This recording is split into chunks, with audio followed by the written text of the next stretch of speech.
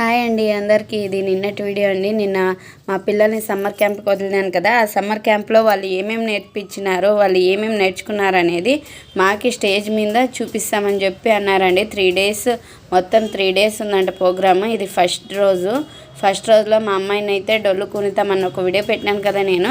అది కింద road show జరిగింది. ఇది స్టేజ్ పైన చూపిస్తామని చెప్పి రమ్మని చెప్పారండి. అందుకే వెళ్ళాము. ఇంకా ఇక్కడైతే మా అమ్మాయిని రెడీ చేస్తున్నారండి వాళ్ళు డొల్లు కునితకి. ఇంకా చూడండి వాళ్ళే అన్నీ మొత్తం ఇవన్నీ వాళ్ళే తీసుకొని వచ్చినారండి. మాది ఏం లేదు, అంతా వాళ్ళదే. మేమేమి ఫీజు ఒకటి 1000 రూపీస్ కట్టినాము అంతే.